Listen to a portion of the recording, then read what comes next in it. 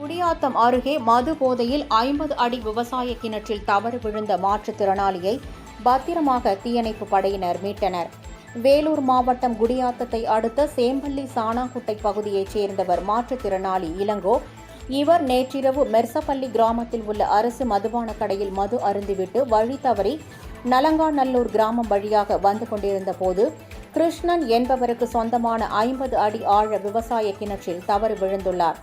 அவருக்கு ஒரு கை இல்லாததால் நீந்த முடியாமலும் மேலே வர முடியாமலும் இரவு முழுவதும் தண்ணீரில் உயிருக்கு போராடி கொண்டு கூச்சலிட்டுக் கொண்டிருந்துள்ளார்.